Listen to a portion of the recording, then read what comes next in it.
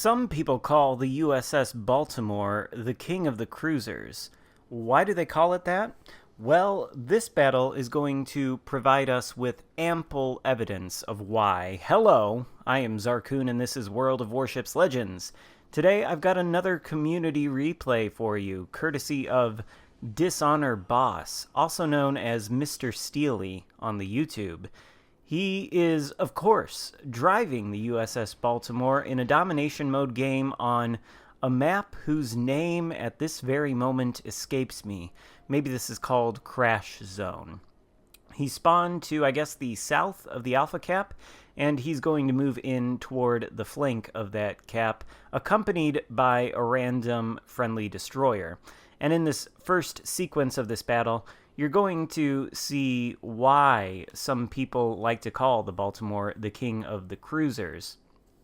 To begin with, it does have radar, and it's not just any radar, but American radar, which tends to have sort of a medium or short range in comparison to something like Russian radars, but unlike Russian radars, it has a very long duration, at least 30 seconds, and you can increase that duration with the help of some select commander skills on different commanders for the American cruiser line. So that's one reason why the Baltimore might be considered by some to be the king of the cruisers, because its radar is so powerful.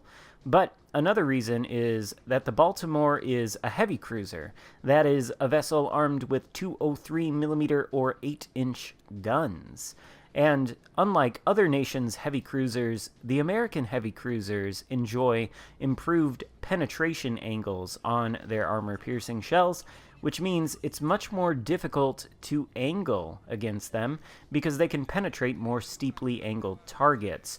And versus lightly armored cruisers, well, it's really no contest. What, by the way, is this destroyer doing? He is at least in the cap, but he's sort of hiding behind this island, and that has prevented him from spotting the Atlanta that's out here.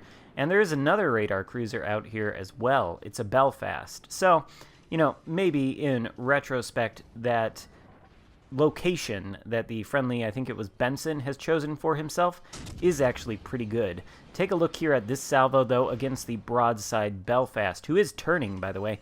15,000 damage with 3 citadels. You do not want to give broadside to the Baltimore if you are in any other cruiser. It can rip you apart. But also, take a look at this shot on the Atlanta. There's an interesting aspect to 203mm guns, and that is that they can overmatch 13mm of armor. Now, 13mm of armor is what the Atlanta is completely covered in, so there's really no angling whatsoever against the Baltimore. And there, another shot on the angled Belfast, another Citadel. One shell did ricochet, though. It must have hit the Belfast's belt armor. I am not sure if the Belfast also has 13mm of armor everywhere, but either way, if these were two other lightly armored cruisers that did have more than 13mm of armor, you could still expect that kind of penetration from the Baltimore against that kind of angle. The Belfast is now dead. It's only the Atlanta left, and frankly, it's hopeless for him. There's a double strike. 2 radar cruisers taken down instantly, providing a tremendous help to the friendly destroyer behind Mr. Stealy. And speaking of destroyers, here comes the Fletcher. Having seen what Mr. Stealy did to his teammates there, I don't know why he thought it was a good idea to come out from behind that island and show himself, much less start shooting his guns at Mr. Stealy's Baltimore.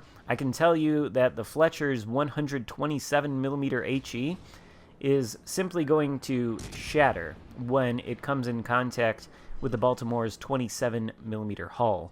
127mm HE shells from American destroyers do not have enough penetration to do any damage whatsoever to the Baltimore's hull. All they can hope to do is strike the superstructure where they can penetrate, or else light fires. But in this kind of situation, that's never going to happen. Right now, it's just a matter of time until RNG decides it's going to cooperate with Mr. Stealy and allow him to get a decent killing blow on this Fletcher. And there it is. There's his 3rd kill of the game.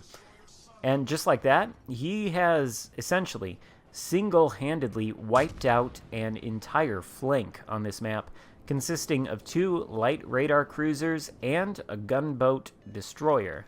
He basically did it without any assistance whatsoever.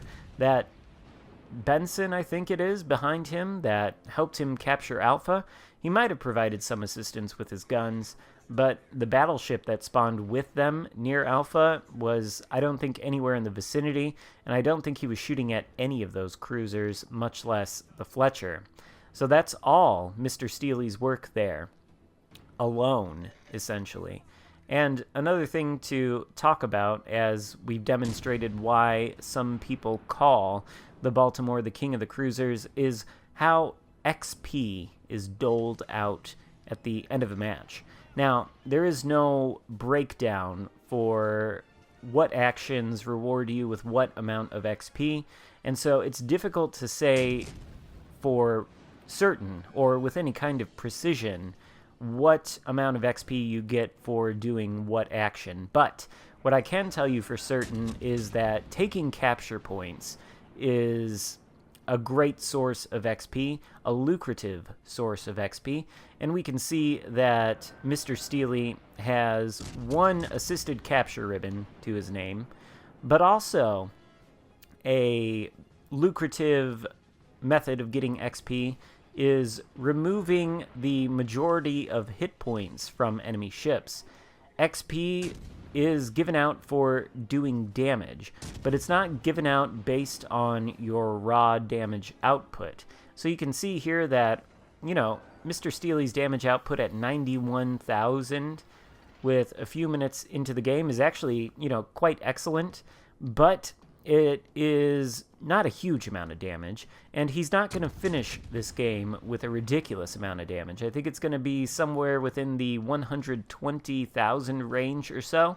Not bad by any means, but not as impressive as some of the 200,000 damage games you might have seen in this cruiser or others. Nevertheless, recall that Mr. Stealy basically single-handedly wiped out a Belfast, an Atlanta, and a Fletcher, all from 100% HP to 0% HP.